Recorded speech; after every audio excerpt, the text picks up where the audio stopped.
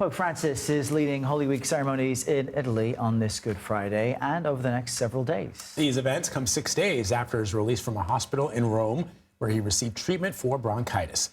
The Pope is presiding over a celebration for the Passion of the Lord at St. Peter's Basilica in Vatican City today. He was originally scheduled to lead the Stations of the Cross procession at the Colosseum later on, but the Vatican announced earlier that the Pope will miss this ceremony due to cold weather in Rome. What's really going on there? Joining us now from Rome is our good friend and neighbor, CBS News senior foreign correspondent, Seth Doane, with a gorgeous view. Seth, beautiful. Talk to us how, to let folks know, the Pope is doing well, and this is a good news story, but how rare is it for the leader of the Catholic Church to miss a Holy Week ceremony?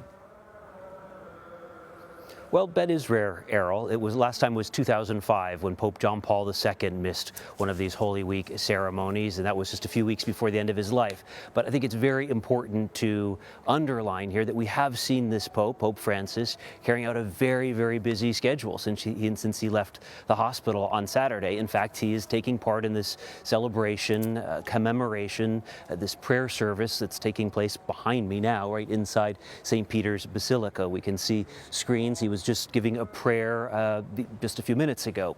So he is still taking part. He's just missing this event this evening, which is an evening event, a 2-hour event. It starts at 9:15 local time. It looks beautiful, as you noted. It is beautiful here, but it is unseasonably cool in the evenings. It'll dip down to about 50 degrees. So you've got to keep in mind this is a Pope who was in the hospital, an 86-year-old man who was in the hospital with bronchitis until, as you mentioned in the intro, 6 days ago. So I think we're seeing a cautious Vatican keeping him in tonight. There's still a busy weekend ahead, but we have seen a very busy Pope, not only for the regular Holy Week services, of course, starting with Palm Sunday and such last Sunday, but he's also kept up his audiences during the week, his regular Wednesday audience. He's been meeting with people and been very, very busy.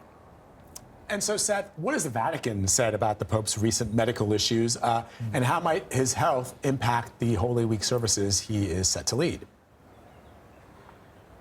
Well, Vlad, honestly, they haven't impacted many of these Holy Week events until this one tonight, which he will be missing. But he will still be watching from home, the Santa Marta Hotel here inside Vatican City behind me here.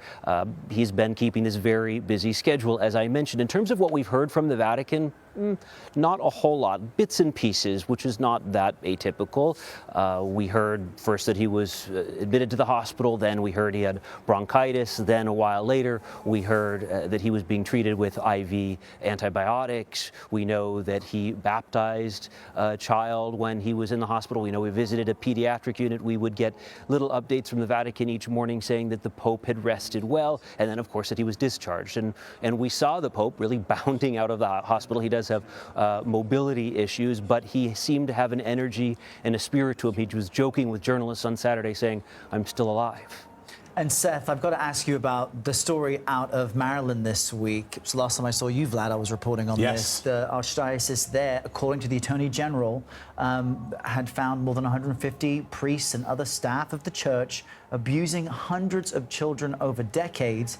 Our colleague Nikki Batiste, who looks into this, says it's very similar to what she's discovered in Pennsylvania, in Boston, with the Catholic churches there. How is the Vatican responding to this latest wave of alleged abuse? They're not saying anything at this point, but that also is not that atypical. We don't really hear the Vatican commenting on individual diocese level affairs like this. It's even in a bigger level, we might not hear them talking about entire countries where they've seen these sorts of scandals. He did say after a scandal in France, the Pope said that he was shamed by it, but he has not said anything in this case, and that's not that atypical. All right, Seth Doane reporting from Vatican City. Seth, as always, we thank you, my friend. Thanks, Seth.